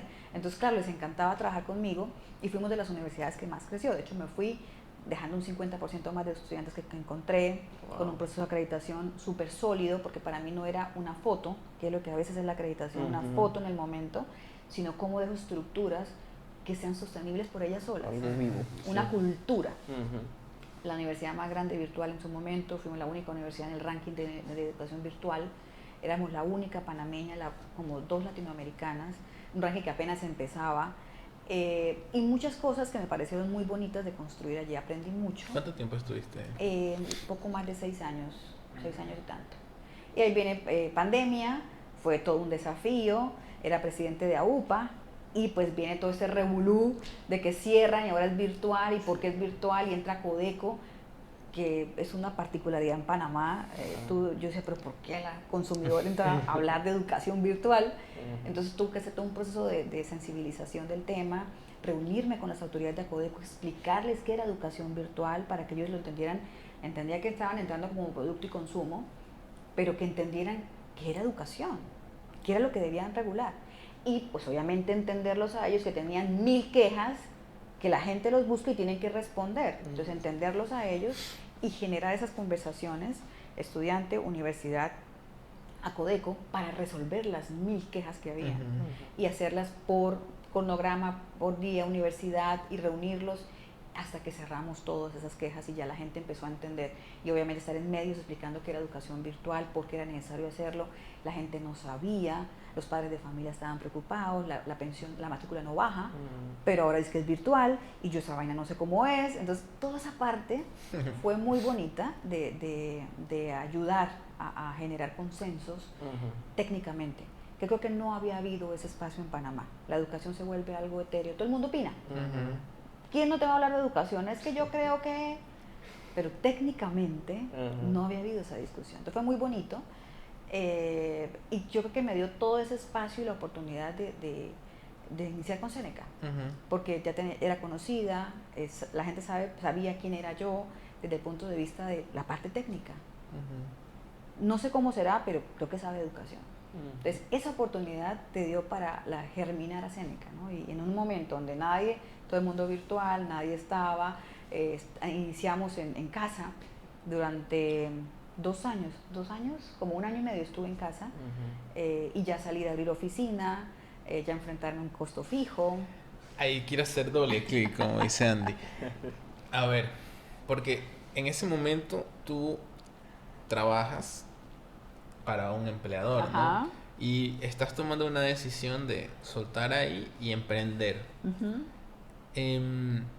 Y tienes una experiencia, o sea que ya no estás en tus 20, donde la mayoría de las personas, bueno, no, pero del mundo startup la mayoría emprende y es como más fácil en teoría porque está 24/7 haciéndolo, ¿no? Acá tienes familia, tienes diferentes responsabilidades. ¿Cómo tomas esa decisión y por qué? Mira, te cuento que no fue una decisión.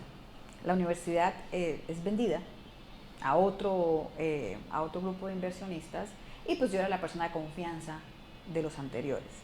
En esas transacciones, usualmente quien lidera es una persona de confianza de quien llega. Claro. Entonces fue una decisión tomada por mí, donde al venderla, estuve 1 año con ellos en la transición después de la venta, pero ya llega la necesidad de tener a alguien de su equipo de confianza y hay una conversación conmigo que yo entiendo, de hecho yo lo sabía perfectamente y estaba preparada, no tan preparada, porque eso nunca se está preparado para eso, además que fue la época que más lindos recuerdos tengo de la Universidad del Istmo como rectora. Y entonces ahí era donde yo te decía al inicio, casi que es diferente como la tomaron ustedes. Aquí era, bueno, ya estoy afuera, ¿qué hago? Entonces eso fue en el 2021, febrero del 2021. Seguíamos apenas saliendo de pandemia. Entonces, ¿qué hago? Voy a buscar un trabajo, me quedo como estoy, ¿qué hago? Ahí es donde mi relación con el grupo del sector productivo de Panamá me dice, monta tu empresa. ¿Y por qué no salgo? No, yo salgo más bien como consultor y mi licencia para hacer proyectos. No, monta tu empresa. Es muy diferente que salgas con tu cartona a decir que tú puedes asesorar a que tengas una empresa, pero yo no sé hacer empresa. Monta tu empresa. Y empieza esta carrera donde no había costos fijos al inicio y muy más era mí entendiendo proyectos y generando con consultores y resultados, entendiendo un poquito al cliente y hacia dónde iba, porque obviamente siempre había sido rectora, pero no he estado en los zapatos de mis colegas, qué es lo que necesitaban ellos, pero tenía la capacidad de hablar con ellos y la oportunidad, porque no es fácil llegar a un rector. Entonces aproveché esas oportunidades que tenía, entendí mejor el negocio. Y ya cuando salgo con costos fijos en la empresa, monto mi oficina, que creo que ya es un paso necesario, ahí es donde empiezo a tener los desafíos como empresaria. Sí, tengo que tener un ingreso mínimo de tanto, porque es el costo fijo, y yo no había estudiado nada de tema empresarial. Entonces, casi que con el agua al cuello, viendo faltas, cómo hago, como un poquito de ansiedad, empezar a entender, a escuchar podcasts, porque fíjate que yo no hice ninguna maestría, ningún MBA. A escuchar podcasts de gente que es ya muy práctica, qué tengo que hacer, qué tengo que revisar, a asesorarme con consultores, tenía mi asesor legal, mi asesor financiero, todo el mundo me decía, pero ¿por qué tan chiquito estoy ya pidiendo asesoría? Claro, porque es que yo necesito sostenibilidad y no sacar nada. Todo era, yo tenía un salario mínimo, el mínimo, y ese era mi salario. Entonces pasar a una planificación personal, donde yo tenía un acostumbrado ingreso, que era importante por mi rol, a no tener sino una fracción de ese ingreso. Claro. Pero los gastos se mantenían. Entonces, ¿cómo transicionar? Fue una época difícil, pero que me enseñó muchas cosas. El valor del dinero, el valor del tiempo, el valor de las relaciones. También un poquito de humildad me enseñó. También mucha más pragmaticidad. Generalmente la educación no, pragmático, puntual, ¿qué? ¿Para qué? Y no propósito, el amor, no, puntual, ¿qué? Y por supuesto, pues sigo en eso, porque sigue siendo todos los días, a final de enero nos cambiamos de oficina, empezar a entender ya más variables financieras. Yo creo que para un emprendedor es muy importante entender las finanzas. Eso fue lo que a mí me dio un cambio en una vida con más control. Tenía mucha ansiedad, porque es un tema que no manejo, no me gusta, no es lo mío, pero ahí radica tu tranquilidad. Sí. Cuando tú sepas, bueno, cómo voy a asegurar el salario de mi gente, cómo voy a asegurar los ingresos, cómo voy a asegurar ese control, cómo fue este mes, cómo cerró con la contadora, ya el post-mortem, qué pasó, ¿no? Y con la financiera, qué tiene que pasar, cómo tú haces esa relación que te permita entender mucho mejor cómo estar tranquilo y a dónde apostarle. Sí, es toda una aventura. Nosotros estamos en esa etapa, casualmente. Y es como el juego. Bueno, nosotros somos muy positivos, ¿no? Entonces, es como el jueguito del startup, ¿no? Pero hay que tomarlo con responsabilidad, ¿no? Lo digo así de forma jocosa, pero estamos ahí, ¿no? En un momento en el que ha sido un año muy lindo de sentar las bases de lo que estamos construyendo. Hemos ido a verlo. Ha sido muy lindo cuando vamos a las escuelas y vemos cómo los profes ejecutan la planificación que se hicieron con Quetzal, cómo eso cambia la educación de los niños, cómo impacta. Hemos visto cosas tan lindas, nos han llegado comentarios muy bonitos, pero todavía estamos en esa transición en la de, oh, estoy haciendo un impacto bonito, positivo a esta escala, necesito hacer que llegue a esta escala para entonces yo poder estar más tranquilo con todas estas otras responsabilidades. Correcto. Pero es un camino lindo que tal vez no todos pueden recorrer con tranquilidad o confianza. Requiere mucho de eso, ¿no? De eso que se aprende en Bucaramanga. En el camino, sí, yo creo Sí. que es algo que se aprende. Y está bien, y te vas a equivocar. Yo me he equivocado exitosamente. Y pues bueno, aprendí. Por ahí no es. Ahí está el Aprender a logro. fallar, sí. Ya para ir cerrando, Adriana, cuéntanos un poquito más de qué haces en NECA Labs y qué es, porque tal vez alguien que nos está viendo se preguntará un poco más sobre eso, ¿no? Aterrizándolo como que lo pueda entender la persona común. Mira, es una respuesta que no ha sido fácil de entender y por eso he trabajado mucho en cómo la planteo. Mira, yo creo que Seneca Lab es un laboratorio. De hecho, así está constituido, donde estamos estudiando el fenómeno de la tecnología en la educación. Hoy es la inteligencia artificial la protagonista. Lo que nosotros hacemos es acompañar a las instituciones a que sean exitosas en el uso de la tecnología, porque creemos que la educación es necesaria desde el punto de vista institucional. Las universidades son necesarias. Queremos ayudarlas a que sobrevivan. Y las empresas necesitan entender mejor el capital humano. Esta época de la inteligencia artificial tiene un especial impacto en las empresas, porque los empresarios, lo que acabamos de hablar, yo ahora tengo una inteligencia artificial que me hace esto y no tengo que pagar seguro, no tengo que pagar salario, no tengo que pagar nada, yo me quedo por acá. Es lógico, no es que sean malos, es lógico. Pero ¿qué pasa con esa persona? Si le ayudamos al empresario a que entienda cómo replantea el rol de esa persona no pierde el trabajo y la empresa mejora. Entonces, ese momento, ese estudio es lo que hacemos nosotros y vamos dando soluciones para eso. Puntualmente tenemos transformación digital, creemos en la gestión del conocimiento en las universidades y en las empresas y tomar decisiones basadas en datos en eso. Hay mucho tema del talento humano en las dos áreas que se tiene que analizar y no se analiza. Por eso trabajamos con la mejor tecnología, somos partners de las mejores casas de tecnología como Instructor, como Illusion, y nuevas tecnologías como el caso de enseñanza de inglés y la enseñanza a través de simuladores para aprender para los estudiantes al salir al mercado, y los llevamos pero con un propósito final, porque nuestro interés no es que se invierta, no es que nos compren, es que la institución se transforme. Y eso se dice fácil, pero hay mucho trabajo detrás. Entonces, cuando tú vas, por ejemplo, a las universidades que han implementado Canvas con nosotros, te van a hablar de procesos muy diferentes a los que lo hacen con otro distribuidor. Nosotros hablamos de acreditación, nos reunimos con los equipos de acreditación, nos reunimos con los equipos de comunicación, trabajamos con los docentes, trabajamos con los decanos. Cuando hay una implementación de tecnología, de un proyecto, un LMS, tecnología con tecnología, ¡pum!, quedó listo. Y más Canvas que es tan fácil de manejar. Pero nosotros lo que hacemos es que transformamos cómo opera la universidad en torno a tomar decisiones basadas en datos. Entonces es muy diferente. Y hacemos con las empresas igual, que las empresas ahora tienen que estudiar su talento, cómo forman, cómo generan upskilling, no solamente contratar a un Coursera, que es lo que usualmente se está haciendo. Pero ¿qué está pasando con tu gente? ¿Cómo la analizas? Eso por un lado. Tenemos nuestro encuentro de innovación, ahí estudiamos y aprendemos el fenómeno de forma muy bonita. Y también estamos trabajando con productos para las universidades como currículum, que ahorita es, ¿qué hacemos con los 170 millones que van a desaparecer? Bueno, hay que hacerlo en currículum. Simplemente es estudiar cómo la profesión cambia, cómo se construye el plan de estudios, entregar un producto para las universidades, que también les queda muy difícil poder generar productos internamente con todos estos cambios. ¿A qué horas? Sí. Entonces generamos productos que tienen sentido para las universidades, que agregan un valor importante, que no pueden hacer a un precio que pueden pagar o que ya están pagando.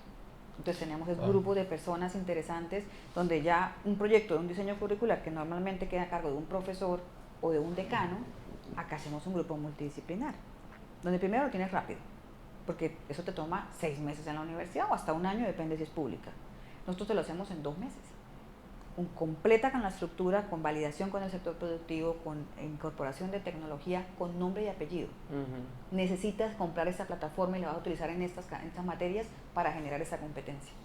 Tus estudiantes se van a caracterizar por esto, frente al mercado, con benchmarking, con todo. Entonces te entregamos un producto realmente de tu portafolio que te diferencia, porque ahora tenemos mucho commodity, todos son lo mismo. Entonces, ¿qué te diferencia? Y eso se ha perdido mucho. Entonces le ponemos estrategia al producto. Y por supuesto calidad, donde las ayudamos con la planeación estratégica, que no están tan claros para dónde van, cómo planean, y ya no son planeaciones a 10 años. Cambia completamente con el tema de estrategia emergente, que es el nuevo concepto empresarial. A partir de los cambios los llevamos a las universidades, porque hay que planear estratégicamente y ejecutar, que es donde más se dificulta. Hemos ido desde diseñar la planeación estratégica hasta diseñar el plan operativo anual. O sea, esto es lo que tú quieres lograr. Ah, bueno, te toca hacer esto este año. Cada año, de los 3 que dijiste, o de los 5, te toca hacer esto, esto, esto y esto, para que logres eso. Y hemos ido hasta acompañarlas, porque los equipos humanos de las universidades no son fuertes administrativamente hablando. Entonces el manejo de KPIs no les es natural, no saben. Entonces, ¿cómo logras incorporar ese concepto empresarial en las universidades? Claro. No es mercantilizarlas, es hacerlas eficientes. Claro. Y ahí hay una gran oportunidad. Wow, me parece que toca muchísimos palos. O sea, es como muchas cosas y se requieren habilidades muy diferentes, ¿no? Y también hablaste como de diferentes tipos de clientes, ¿no? Empresas, universidades. Por ahí creo que mencionaste algún colegio como el Blader. ¿Cómo gestionas todo eso? ¿Cuántas personas son en tu equipo? ¿Siempre fue todo o empezaste segmentándolo en algún punto y creció? Pues mira, ha ido cambiando muchísimo. Nací con una visión de lo que yo creía que las universidades necesitaban y a medida que he ido transitando con ellas voy aprendiendo qué es lo que realmente necesitan. Eso ha cambiado producto y ha cambiado línea de negocio. Entonces al principio arranqué con 6 líneas de negocio, hoy voy con 3, donde me he estado especializando. Aprendí que el foco me ayudaba a crecer. Nosotros como empresa tengo porque me especializaba en lo que estaba haciendo. Entonces cambié la diversificación y aunque suenan varias cosas, sigue siendo la misma estrategia. ¿Cómo las universidades, hacia dónde deben ir? Las ayudo desde definirlo institucionalmente, que es lo que te contaba del plano operativo y todo esto. Las ayudo a definirlo, inclusive desde acreditación, cómo lo reportas para acreditación para que te vaya bien.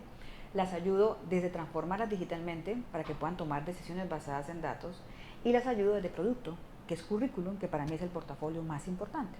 Entonces, sigue siendo entender el mundo y la competitividad de lo que te decía hacia arriba, que creo que tenemos una ventaja competitiva que muy pocas empresas tienen, si no quiero sonar odiosa, pero que casi nadie tiene, o nadie, de entender esa conexión. Nosotros la tenemos. Y de ahí para abajo es operarla con personas que van aprendiendo cómo interactuar con los clientes, entendiendo todas esas dificultades con las que nos encontramos. Este concepto de LMS y transformación digital no es bonito. O sea, tienes que llegar a pelear en la universidad con todo el mundo, porque el de tecnología no quiere soltar los datos, porque ese es mi feudo. El de administración de plataforma no quiere aprender otra plataforma. Y ahora ponerme a investigar a mí, no, yo no sé eso, no, a mí no me metan en eso. El profesor, no, yo siempre he hecho esto con Moodle y no quiero hacer nada más. Entonces tienes que llegar a pelear con todo el mundo, en el buen sentido de la palabra, pero a romper paradigmas. Sí. Entonces no es fácil. Tenemos un equipo de trabajo base ya, hemos ido creciendo en gente de planta, que te va tomando esos proyectos, ¿no? Como gerentes de proyecto, que se van especializando en lo que van encontrando. Vamos generando nosotros propios manuales de proceso, donde yo elijo en qué batalla realmente vale la pena meternos. Vamos aprendiendo. Una implementación dura 3 meses. Realmente, ¿qué batallas son las más importantes para lograr la transformación? ¿Cuántos frentes abrimos? Y viene siendo conocimiento que vamos adquiriendo nosotros mismos. Y tenemos consultores que no son de planta, sino por proyecto, que son especializados, como los de currículum. Entonces tengo un curriculista que siempre está de base en casi todos mis proyectos, pero especialistas de la formación dependiendo del proyecto que tengas. Una formación en Derecho, tengo mi consultor especializado en Derecho. Una de Administración, cada consultor especializado. El de Tecnología va a depender del proyecto. Y pues obviamente tenemos una vertical de tecnología que ha ido creciendo porque vamos entendiendo el manejo de los datos. Ahí está mi socio, que es el menos visible, pero que es el fuerte en tecnología, que me va ayudando con todo lo que tiene que ver con inteligencia artificial, por ejemplo, en el LMS, cómo usarla, cómo generar datos, cómo generar informes, y que las universidades empiecen a ser autónomas en generar los informes. Siempre me dicen, ¿y usted ya acabó? ¿Pero y ahora qué? ¿Y ahora qué? Dale, te enseño a hacerlo, hazlo. Te enseño a pescar, no te entrego el pescado. Claro. Y seguimos trabajando con ellos, acompañando ese crecimiento.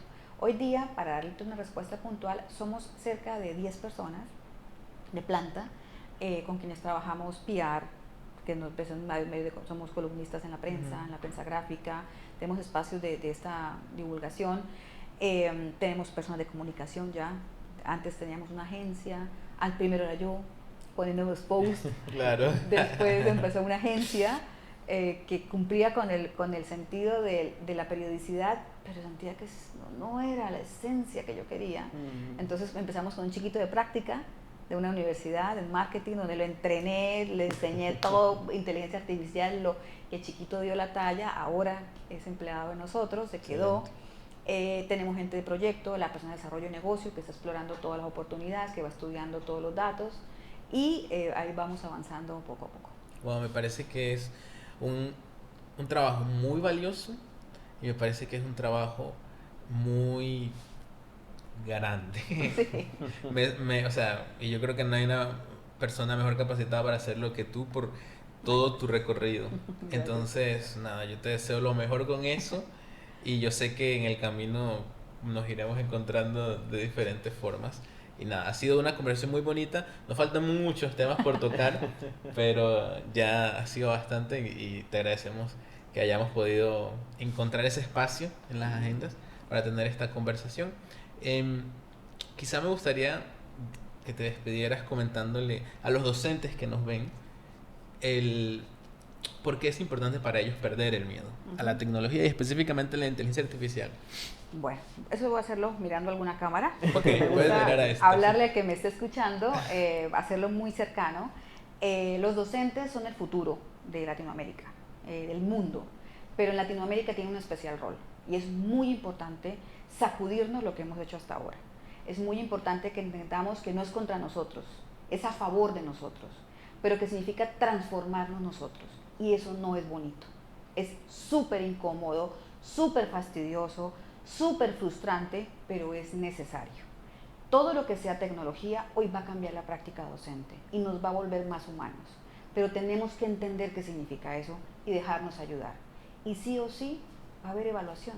No puede haber una forma de mejorar si no me están evaluando, y a eso tenemos que adaptarnos, tenemos que promoverlo y tenemos que pedirlo, que ocurra, sobre todo en nuestro país donde no hay datos de resultados.